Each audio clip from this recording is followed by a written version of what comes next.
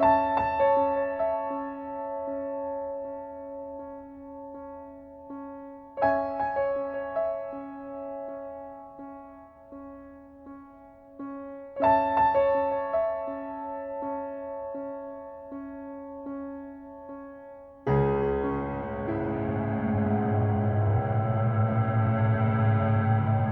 and gentlemen. Vous écoutez Close-Up Dramatique, le balado sur les actrices de l'âge d'or d'Hollywood. L'an dernier, la CIA a déclassifié des dossiers concernant le roi Hussein de Jordanie.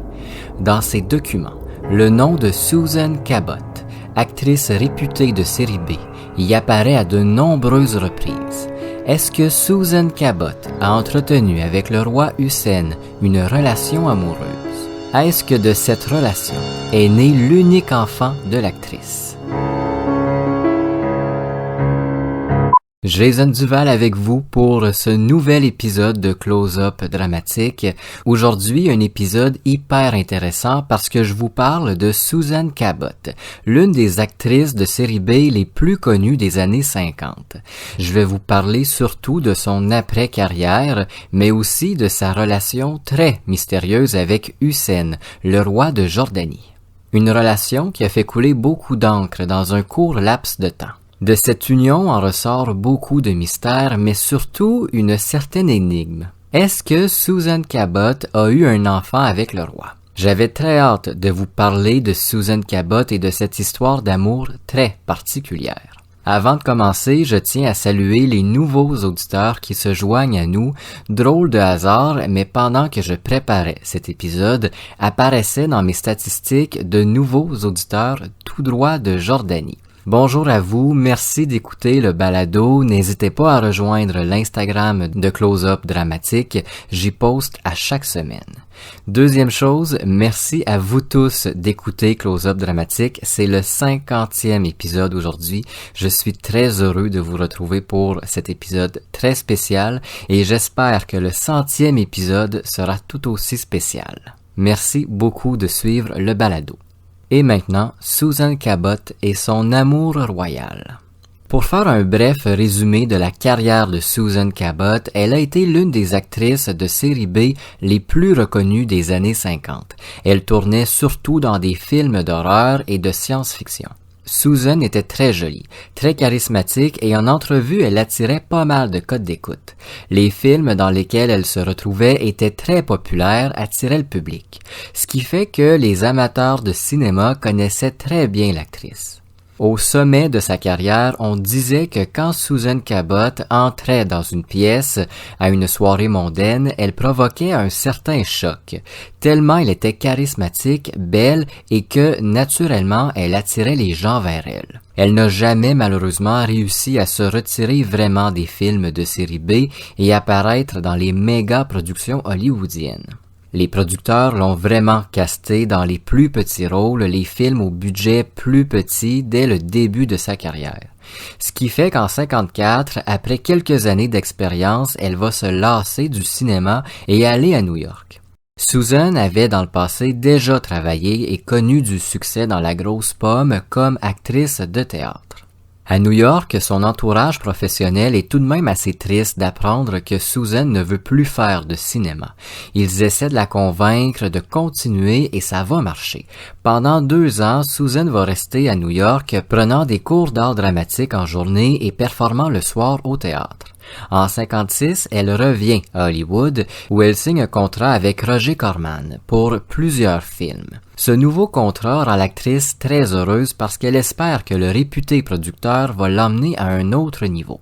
Sauf que ce sera malheureusement pas le cas. Susan est vite insatisfaite dans les rôles qu'on lui donne, quelques rôles principaux mais surtout des rôles secondaires dans des films de science-fiction. Un genre qui à l'époque est pas snobé mais est quand même vu comme le bas de gamme du cinéma. En 59, elle tourne son dernier film, mais peut-être aussi le plus marquant, La femme guêpe. L'actrice est peu enthousiaste concernant ce film. Elle le tourne presque à contre-cœur. Elle critique vivement le scénario. Elle est loin d'approuver la ressemblance avec The Fly, un film sorti l'année précédente. Elle a l'impression de faire l'adaptation de mauvais goût du film. Dans The Fly, le film met en scène un scientifique performant des expériences assez dangereuses et qui voit son ADN mélangé à celui d'une mouche. Il se transforme en mouche et l'histoire tourne autour de ça. Dans La femme guêpe, Susan Cabot jouera une scientifique qui tente de modifier son apparence physique avec des produits pharmaceutiques. Une scientifique qui se sert d'abeilles pour produire des crèmes de beauté, mais finalement elle se transforme en femme abeille. Quand même une certaine ressemblance, Susan Cabot avait assez raison. En plus d'un scénario qu'elle n'aime pas beaucoup, le tournage est pénible. Plusieurs soucis techniques retardent la production, les maquillages doivent être retravaillés sans cesse parce que le masque de la femme guêpe est pas très convaincant. Beaucoup de choses qui embêtent l'actrice. En plus, elle est blessée au visage pendant le tournage. Dans l'une des scènes, elle se fait lancer à la tête une bouteille d'acide. En coulisses, la bouteille devait être fausse, faite en sucre. C'est assez courant au cinéma. Mais quelqu'un a mal fait son travail et n'a pas remplacé la bouteille par une fausse, et Susan a reçu une vraie bouteille en verre à la tête. Évidemment, ça lui cause un certain choc, ça lui marque le visage. Quand elle reçoit la bouteille, elle tombe au sol, l'effet de fumée embarque et Susan est déboussolée. Sous son masque, elle n'arrive pas à respirer et avec toute la fumée, retrouve pas ses repères. Elle panique et la fin de la journée se passe assez mal avec une Susan Cabot très énervée avec raison. Le film connaîtra un beau succès à sa sortie et est aujourd'hui considéré comme un film notoire de série B et de science-fiction. L'année suivante, Susan Cabot voit les offres défiler et rien ne lui plaît. Elle décide de quitter définitivement le cinéma. Elle ne va jamais revenir au grand écran et apparaîtra seulement à la télévision en 1970 pour un épisode de Breakers Wood. En parallèle de sa carrière, très mouvementée, si on peut dire ça comme ça, Susan menait une vie privée assez tranquille. En 1947, elle marie Martin Sacker, un artiste américain. Ensemble, ils ont beaucoup d'ambition. Martin veut pousser sa carrière artistique, devenir un artiste de renom, tandis que Susan veut devenir une importante actrice. Les deux s'encouragent et espèrent voir l'autre réussir. Mais en 1951, le couple ne s'entend plus et ils divorcent. Dans une entrevue, Susan a expliqué qu'au départ, elle s'est mariée pour échapper à la tutelle du gouvernement. La future actrice était une orpheline, pas abandonnée à la naissance, mais tout de même sans parents. En vieillissant, elle tombe sous la garde du gouvernement qui la place dans un établissement où elle va vivre un véritable cauchemar. Sous-alimentée, violée, agressée, Susan va en ressortir traumatisée et très anxieuse. En se mariant avec Martin Sackers, elle perd automatiquement la tutelle de l'État. Dans les années 50, après son divorce, elle va connaître le luxe des soirées hollywoodiennes. Étant une très belle femme, elle est invitée un peu partout à son grand bonheur. Puis, en 64, après avoir dit adieu au grand écran, elle va accoucher de son fils, Timothy, d'un père inconnu. À ses proches, elle explique que ce garçon est le résultat d'une relation houleuse avec un diplomate anglais. Une histoire rocambolesque que famille et amis ne croient pas du tout. En 68, elle se remarie avec Michael Roman, qui va aider Susan à élever Timothy. Roman va vraiment accepter l'enfant comme si c'était le sien. Mais qui est le père de Timothy? En 2022, la CIA a déclassifié des dossiers secrets concernant le roi Hussein de Jordanie. Le nom de Susan Cabot y apparaît.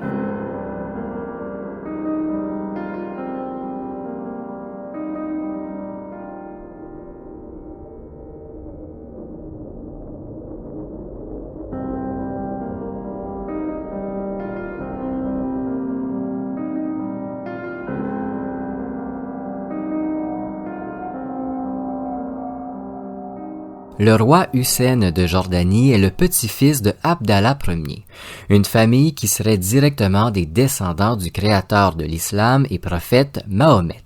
Le règne de son grand-père a été tourmenté, mais surtout marqué par les guerres, des centaines de tentatives de meurtre et d'une certaine autorité. Le 20 juillet 1951, Abdallah Ier est assassiné d'une balle à la tête et une à la poitrine. Comme le veut la suite logique des choses, c'est son fils, Talal, qui monte sur le trône. Le 11 août 1952, Talal renonce au trône de Jordanie. Après un peu plus d'un an, il quitte ses fonctions. Son règne a été très court, mais surtout il fut l'un des rois les plus critiqués autant du Parlement que par le peuple, même que le Parlement avait remis en doute la capacité de Talal à régner sur la Jordanie. On explique au peuple que le roi doit laisser ses fonctions par souci personnel. Talal souffrira par la suite de schizophrénie sévère, ce qui a peut-être contribué à son très court règne. C'est donc son fils de 17 ans, Hussein, qui se retrouve sur le trône. Très jeune, Hussein vivra l'un des plus longs règnes sur le trône du pays. Si au début il est vivement critiqué, il connaîtra des épisodes de grande gloire auprès du pays. Le roi Hussein, contrairement à ceux qui l'ont précédé, est très ouvert sur le monde et particulièrement à l'Occident. Il visitera très souvent de façon officielle les pays occidentaux au cours de sa vie. En 59, il est aux États-Unis et c'est là que Susan Cabot croise son chemin. C'est la première fois que le roi visite les États-Unis et les médias sont très curieux. Ce voyage est très médiatisé et photographes et paparazzi sont constamment autour du roi Hussein. Au cours de cette première visite, il est convenu que plusieurs politiciens rencontrent ce jeune roi d'à peine 25 ans. Mais le roi a aussi fait savoir qu'il aimerait voir quelques lieux très touristiques comme la Statue de la Liberté à New York, par exemple. L'année dernière, en 2022, la CIA a déclassifié des dizaines, voire des centaines de dossiers. Parmi ces documents, longtemps gardés top secret, plusieurs ont pour sujet ce premier voyage du roi Hussein en terre américaine. On apprend premièrement que c'était la CIA elle-même qui était en charge de la sécurité du roi Hussein, mais aussi de répondre à toutes ses demandes, même les demandes les plus spéciales, disons. Dans ces dossiers déclassifiés, on apprend que le roi Hussein tenait à avoir de la compagnie féminine au cours de ce voyage. On lit aussi qu'il était plus qu'intéressé par le star system américain, mais aussi le cinéma. Lors de sa visite à Los Angeles, il avait visité quelques studios et rencontré quelques actrices de renom et oscarisées. La CIA charge alors Robert Maheu, ancien agent du FBI, de s'occuper du roi Hussein, mais surtout de lui trouver une actrice connue qui pourrait tenir compagnie à l'homme pour le reste de son séjour à LA. Pour des raisons obscures, Robert Maheu choisit Susan Cabot. Selon quelques sources, on dit que le roi Hussein avait déjà regardé des films de l'actrice, mais ça reste que des rumeurs. On ne retrouve pas ce genre d'informations dans les dossiers de la CIA. L'actrice en 59 fait partie du paysage cinématographique depuis un bon nombre d'années. Elle fait également partie de la vie mondaine hollywoodienne et est très reconnue en plus d'être une très belle femme. Maheu rencontre alors Susan et lui demande si elle voudrait bien tenir compagnie au roi Hussein durant son séjour. La rencontre avec Susan ne se passe pas très bien. D'abord parce que l'actrice ne comprend pas tout à fait le rôle qu'elle doit assumer auprès du roi. Maheu lui explique de façon très explicite qu'elle pourrait être amenée à avoir des relations sexuelles avec le diplomate. Susan est peu enchantée face à cette offre. Elle veut bien tenir compagnie à ce jeune homme, mais aller jusqu'à coucher avec, c'est autre chose. Après une longue discussion, Maheu convainc Cabot de rencontrer au moins le roi Hussein. Elle pourra ensuite décider si elle tient le rôle proposé ou non. Cabot demande à ce que la première rencontre se fasse lors d'une soirée mondaine. Ça tombe bien, puisque l'actrice est invitée à une soirée privée chez un riche pétrolier, un homme qui sera très heureux d'accueillir à sa soirée le roi de Jordanie. La soirée arrive le 3 avril 1959 et à travers les coupes de champagne, Susan Cabot et le roi Hussein se rencontrent. Une chimie très forte se fait ressentir dès le premier regard. Toute la soirée, Susan la passe aux côtés du roi. Ils discutent ensemble de films, de cinéma, de politique, de la vie hollywoodienne et passent un très bon moment. À la suite de la soirée, Susan appelle Maheu et le remercie pour cette rencontre. Elle trouve le roi très charmant et brillant. Elle lui dit qu'elle a passé un excellent moment et qu'elle accepte de devenir sa femme de compagnie. Sans grande surprise, l'ancien agent du FBI explique à Susan que le roi a lui aussi passé une très belle soirée et que depuis, il ne cesse de parler d'elle. Il sera plus qu'heureux de la revoir. Le séjour à Los Angeles du roi se termine le 8 avril. Il recevra la visite de Susan Cabot à de nombreuses reprises. Le 8 avril, il s'envole pour New York où le 18 avril, son voyage se terminera. Dans les dossiers de la CIA, on peut lire que le roi Hussein a demandé à ce que son amitié spéciale, je cite, avec Susan Cabot se poursuive à New York. L'actrice est alors invitée à séjourner dans la ville au Barclay Hotel. On lui demande de se faire discrète en portant perruque, lunettes de soleil et en modifiant son maquillage légèrement. On veut que cette relation reste secrète afin que le roi ne soit pas embêté par les ragots. À New York, Susan est une figure importante et connue du théâtre. Elle a joué sur les planches de la ville, très célèbre ville, de 54 à 56. Ses films sont très populaires en sol new-yorkais également. En aucun cas, Susan Cabot et le roi Hussein doivent attirer les soupçons. Mais c'est pas ce qui va se passer. La presse, d'une façon ou d'une autre, a vent de cette relation très spéciale. Si au départ il est convenu que les déplacements en soirée du roi doivent rester privés, rapidement les paparazzis le suivent partout. Hors de question d'emmener le roi à l'hôtel Barclay, où les journalistes et photographes se sont installés pour découvrir la vérité. Qu'est-ce qui se cache derrière la visite soudaine et quasi secrète de Susan Cabot à New York? Les médias sortent l'hypothèse d'une relation avec le roi Hussein. On loue alors une maison aux diplomates à Long Island, là où une sécurité accrue sera installée afin de préserver l'intimité du roi et de Susan. Chaque soir, jusqu'au 18 avril, on fait sortir l'actrice par une porte différente, presque incognito, afin qu'elle rejoigne le roi Hussein. Une fois à Long Island, elle y passera entre 4 et 6 heures avant de retourner à l'hôtel. C'est de cette façon, jusqu'à la fin du voyage du roi, que le duo se voit en cachette.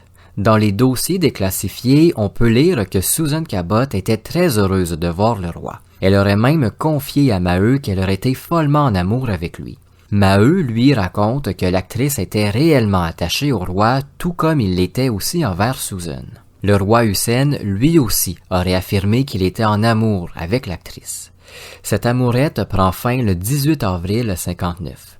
Le roi Hussein quitte les États-Unis et Susan Cabot retrouve sa vie normale. En 1960, Susan Cabot quitte le cinéma, accouche de son fils Timothy en 64. Elle se marie en 68 à Michael Roman, avec qui elle mène une vie loin des médias. Dans les années 70, la santé mentale de Susan Cabot chute drastiquement. Elle se met à faire d'importants épisodes de paranoïa. Elle est persuadée que le gouvernement l'espionne et tente de la traquer. À ces épisodes de paranoïa s'ajoutent d'importantes dépressions et quelques tentatives de suicide ratées. À la veille des années 80, Susan commence à avoir des comportements très violents. Elle n'hésite pas à se battre en pleine rue pour des raisons futiles avec de purs inconnus et se dispute également de plus en plus souvent avec sa famille et son mari. En 81, à bout de souffle, Michael Roman doit quitter Susan Cabot. Après le divorce, Susan décide de retourner à Los Angeles avec son fils. Elle y loue une petite maison au départ charmante, mais qui deviendra rapidement une vraie porcherie. L'ancienne actrice n'est plus en mesure de s'occuper d'elle-même et encore moins de la maison.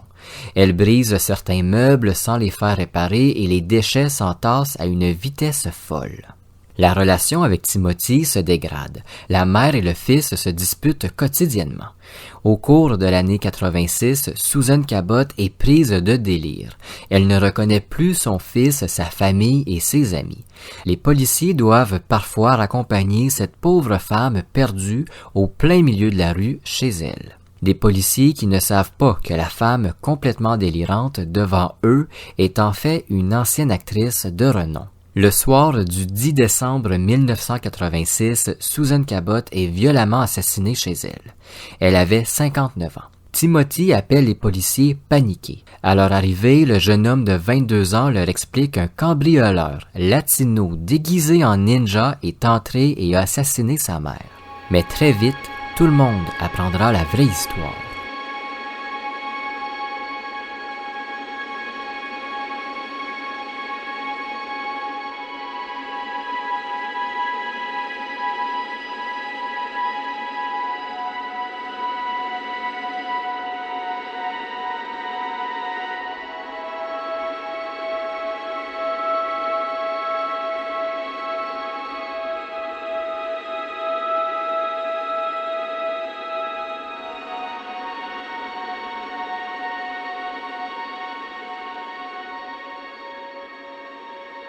Le 10 décembre 1986, les policiers de Los Angeles reçoivent un appel assez confus. Au bout du fil, un jeune homme de 22 ans leur explique que sa mère est morte. Il demande à ce que les autorités arrivent rapidement. Lorsque les policiers arrivent sur place, ils découvrent une maison en très mauvais état, très sale et en désordre. Ils rencontrent rapidement Timothy, celui qui les a appelés. Le jeune homme leur raconte une histoire invraisemblable. Il affirme aux policiers qu'un homme latino déguisé en ninja a tenté de les cambrioler avant de tuer sa mère. Timothy les mène jusqu'au corps de sa mère presque méconnaissable. La femme a été frappée à de nombreuses reprises par une barre d'haltérophilie. Les autorités questionnent le jeune homme et sa version des faits change à plusieurs reprises.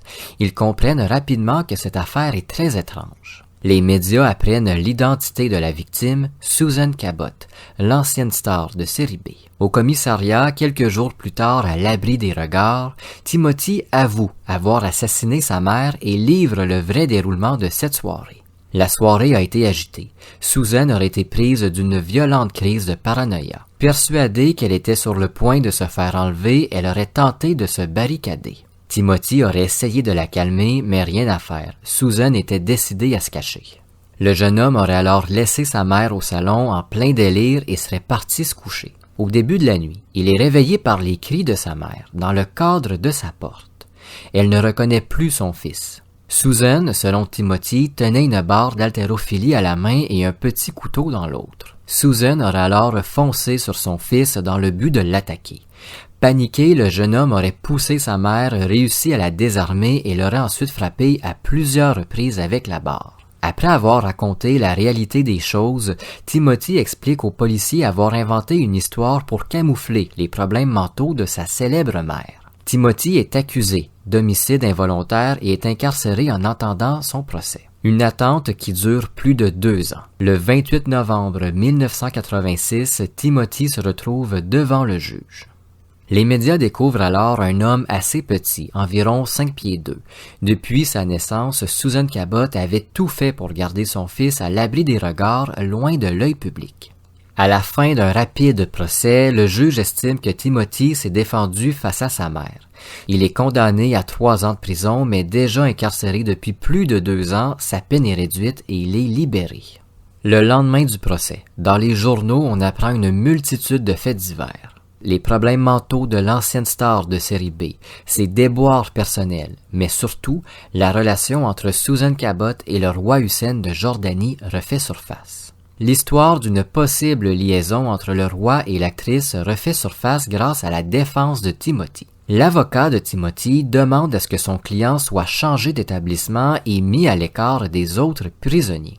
S'il est déclaré coupable et condamné à retourner derrière les barreaux, bien évidemment.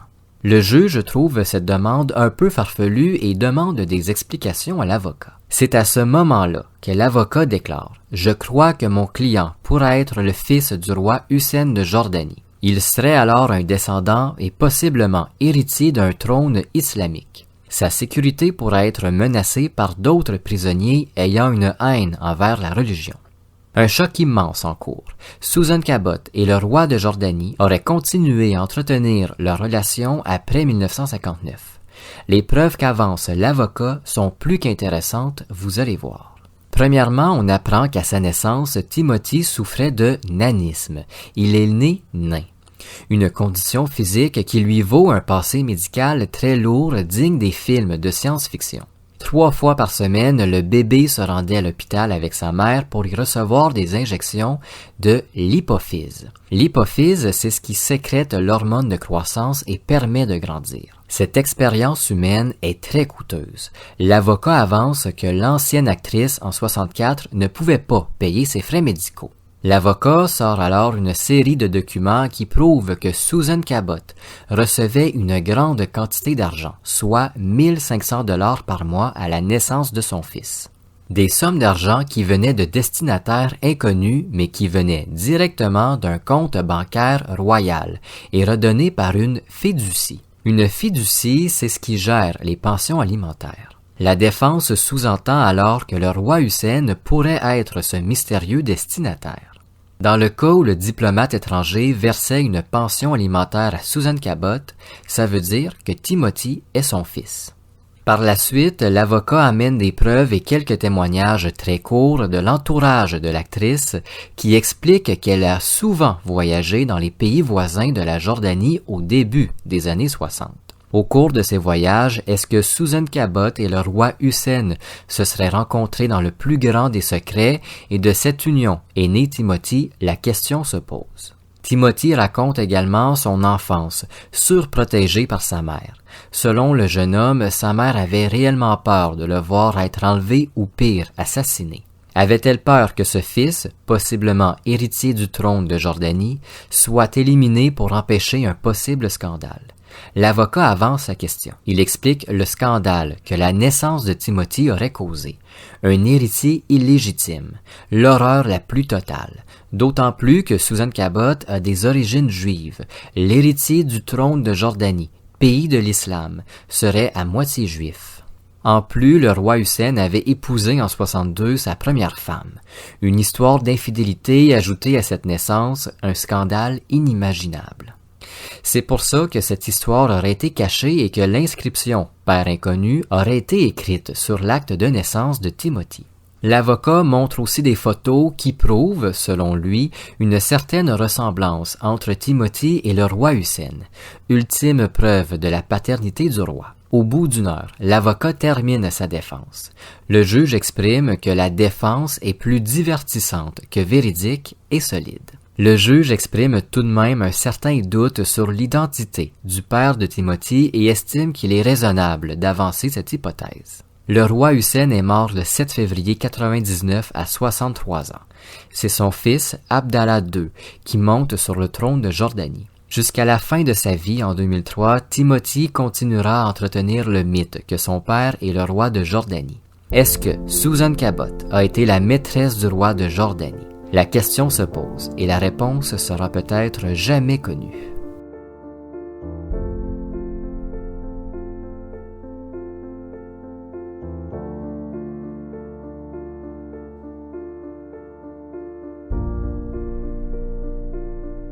Merci d'avoir écouté Close Up Dramatique. On se retrouve très bientôt pour un nouvel épisode.